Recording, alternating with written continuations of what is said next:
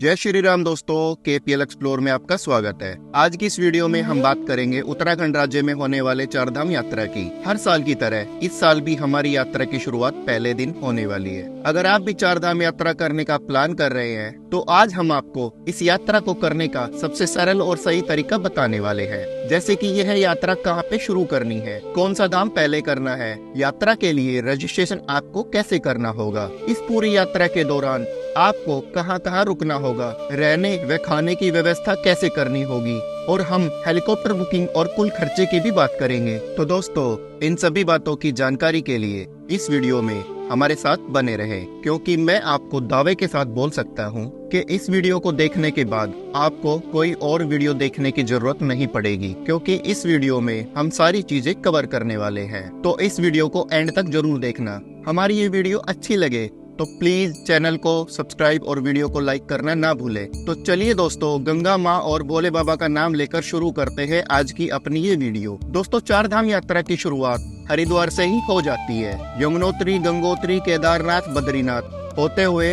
हरिद्वार में पूरी होती है। तो सबसे पहले आपको अपनी यात्रा के लिए हरिद्वार ही आना होता है। हरिद्वार रेलवे स्टेशन देश के सभी बड़े शहरों से जुड़ा हुआ है। चारधाम यात्रा के लिए आपको कुल 9 रात 10 दिन का समय लग जाता है। मैं आपको वीडियो में हर दिन के रूटीन के साथ सारी बातें स्टेप बाय स्टेप बताऊंगा। डे 1, पहले दिन यात्रा की शुरुआत आप हरिद्वार में हर की पौड़ी पर स्नान करके करें। फिर हमारी यात्रा यमुनोत्री के लिए यात्रा शुरू होती है। सबसे पहले यमुनोत्री तक जाने के लिए बरकोट तक पहुंचना होता है। उसके लिए हरिद्वार बस स्टैंड के बाहर से ही बरकोट तक के लिए सीधी बस या टैक्सी मिल जाती है। हरिद्वार में बरकोट तक की दूरी 190 किलोमीटर की है। 8 से 9 घंटे का समय लग जाता है। दोस्तों, पहले दिन आपको कुछ नहीं करना। बरकोट पहुंचकर आपको अपने होटल में स्टे करना है। बरकोट में काफी सारे होटल और धर्मशाला मिल जाती है। खाने पीने की भी वहां आपको कोई समस्या नहीं आएगी। 1500 से लेकर और 3000 तक के रूम आपको यहाँ मिल जाएंगे। होटल के रेट आपको इस समय ज्यादा ही मिलेंगे, क्योंकि चारधाम यात्रा कुछ समय के लिए ही होती है। सीजन होने की वजह से रेट ज्यादा ही मिलेंगे।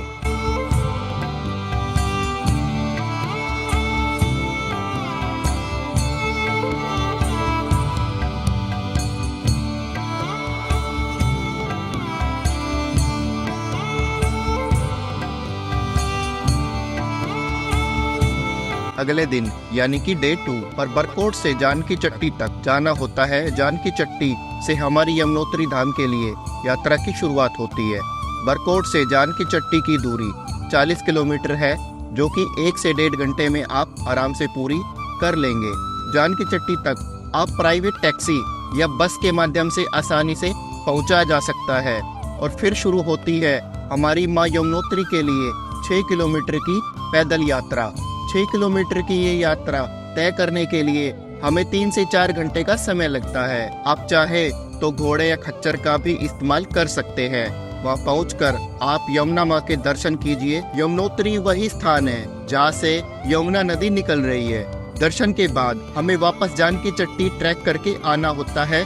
जानकी चट्टी पे बरकोट पहुंचकर उस रात बरकोट ही स्टे करना होता है। इस तरीके से हमारा डे 2 समाप्त होता है। अगले दिन यानी कि डे नंबर 3 में हमारी यात्रा होगी माँ गंगा के लिए, यानी कि गंगोत्री धाम के लिए। उसके लिए हमें सबसे पहले बरकोट से उत्तरकाशी तक जाना होगा। बरकोट से उत्तरकाशी की कुल दूरी 80 किलोमीटर की है। 3 से 4 घंटे का समय लग जाता है उत्तरकाशी तक पहुँचने में। उस दिन हमें कुछ नहीं करना। उत्तरकाशी पहुंचकर होटल में स्टे लेना है। उत्तरकाशी में भी बहुत सारे होटल मिल जाते हैं। डे 4 में हमारी यात्रा उत्तरकाशी से गंगोत्री धाम के लिए होती है। गंगोत्री तक पहुंचने के लिए हमें किसी भी तरीके की कोई भी ट्रैकिंग नहीं करनी होती है। वहां तक आप सीधे गाड़ी लेकर जा सकते हैं। गंगोत्री पहुंचकर वहां मां गंगा के दर्शन कीजिए। माथा टेककर हमें वापस उत्तरकाशी के लिए आना होता है। उसी रात हमें उत्तरकाशी में ही होटल लेकर स्टे करना है। गंगोत्री से उत्तरकाशी की कुल दूरी 100 किलोमीटर की है। हमारा 4 से 5 घंटे का समय लग जाता है। दोस्तों, इस तरीके से हमारा डे 4 समाप्त होता है और 2 धाम गंगोत्री और यमुनोत्री की यात्रा भी पूरी होती है। अब बारी आती है डे नंबर 5 की, जिस दिन हमें अपनी यात्रा केदारनाथ के लिए शुरू करनी है। उसके लिए हमें सबसे पहले उत्तरकाशी से गुप्तकाशी या फाटा तक जाना होगा। मैं आपको उत्तरकाशी से गुप्तकाशी तक बताऊंगा। उत्तरकाशी से गुप्तकाशी की दूरी 200 किलोमीटर की है, जिसमें हमें 10 से 12 घंटे का समय लग जाता है। अब करना ये है, उस रात हमें गुप्तकाशी में होटल लेकर रुक जाना है और रात को जल्दी सोना है, क्योंकि अगले दिन सुबह जल्दी निकलकर अपनी यात्रा केदारनाथ धाम के लिए शुरू करनी है। अब अगले दिन यानी कि डे नंबर 6 में हमारी यात्रा होगी देवों के देव महादेव बाबा केदारनाथ धाम के लिए। उसके लिए हमें सुबह जल्दी उठकर गुप्तकाशी से सोनप्रयाग जाना होता है। सोनप्रयाग तक हमारी गाड़ी जाएगी गौरीकुंड के लिए। हमें लोकल टैक्सी ही लेनी पड़ेगी, जिसका किराया पर व्यक्ति 50 रुपए होता है।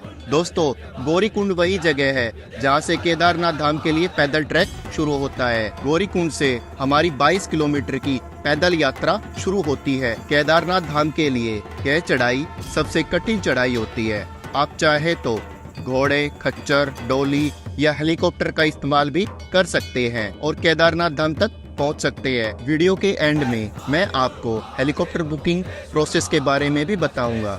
दोस्तों, आप आराम से ट्रैकिंग करते हुए बाबा का नाम जपते हुए शाम तक केदारनाथ मंदिर पहुंच जाएंगे।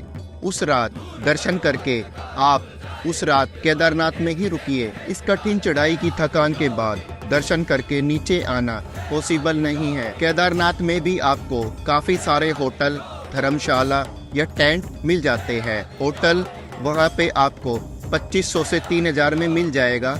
अगर आप टेंट लेंगे तो 500 रुपए पर व्यक्ति आपको टेंट भी मिल जाएगा। अगले दिन सुबह उठकर यानी कि अब बारी आ गई डे नंबर 7 की। उस दिन हमें वापस ट्रैक करके गौरीकुंड तक आना होगा। गौरीकुंड से प्राइवेट टैक्सी लेकर सोनप्रयाग तक वापस जाना होता है। उस दिन हमें वापस आकर गुप्तकाशी में ही स्टे करना है। डे नंबर 8 में गुप्तकाशी से बद्रीनाथ जी तक जाना होता है। इसके लिए हमें सुबह जल्दी निकलना होता है, क्योंकि रास्ता काफी लंबा है। गुप्तकाशी से बद्रीनाथ जी तक कुल दूरी 215 किलोमीटर की है। इस दूरी को पूरा करने में लगभग 10 से 12 घंटे का समय लग जाता है। उस दिन हमें बद्रीनाथ पहुंचकर स्टे लेना है। यहाँ पे भी आपको काफी सारे होटल या धर्मशालाएं मिल जाएगी। उस दिन आप अगर समय से पहुंच गए तो बद्री विशाल के दर्शन कर सकते हैं, या आप अगले दिन डे 9 को सुबह जल्दी उठकर नहाकर दर्शन कर लीजिए। दोस्तों, मैं आपको बता दूं, बद्री विशाल के लिए किसी भी प्रकार का कोई भी ट्रैक नहीं होता। सिर्फ 2 धाम में ही ट्रैक होता है, यमुनोत्री और केदारनाथ जी। डे 9 में सुबह जल्दी उठकर बाबा बद्रीनाथ जी के दर्शन कीजिए। उसके बाद हम पास में ही माना विलेज में विजिट कर सकते हैं। माना विलेज भारत का प्रथम विलेज है। यहाँ पे आप काफी सारी जगह जा सकते हैं। व्यास गुफा, सरस्वती नदी, भीम पुल, वसुधारा वाटरफॉल, वो सारी जगह घूमकर वापस आएंगे हम हरिद्वार के लिए। पर दोस्तों, रास्ता काफी लंबा है, तो हम स्टे लेंगे रुद्रप्रयाग या श्रीनगर। डे 10 इस दिन हम निकलेंगे हरिद्वार के लिए। रास्ते में हम मां धारी देवी मंदिर टेम्पल जा सकते हैं और दर्शन करके वापस हरिद्वार आते हैं। इस तरीके से हमारी 9 रात और 10 दिन की यात्रा पूरी हो जाती है। अब हम बात करेंगे कुछ महत्वपूर्ण चीजों की। तो सबसे पहले यात्रा के लिए जरूरी है यात्रा रजिस्ट्रेशन। आप नीचे दिए गए वेबसाइट पर जाकर यात्रा रजिस्ट्रेशन कर सकते हैं। रजिस्ट्रेशन के लिए आपको बेसिक डिटेल, यात्रा के लिए डेट, पासपोर्ट साइज फोटो और आधार कार्ड सबमिट कराना होता है। अब बात करें हेलीकॉप्टर बुकिंग की, तो हेलीकॉप्टर ऑनलाइन बुक आप करवा सकते हैं नीचे दिए गए वेबसाइट पे जाके। अब कुछ जरूरी सामान जो यात्रा के दौरान रखना है, जैसे कि गर्म कपड़े, अपनी जरूरी दवाइयाँ, ट्रैकिंग के दौरान पानी की बोतल, पावर बैंक, ड्राई फ्रूट्स, अच्छी क्वालिटी के शूज, रेनकोट, स्टिक और वाटरप्रूफ बैग। और दोस्तों, आपको ये वीडियो कैसी लगी मुझे कमेंट करके जरूर बताना। मिलते हैं नेक्स्ट वीडियो में, तब तक के लिए बाय बाय।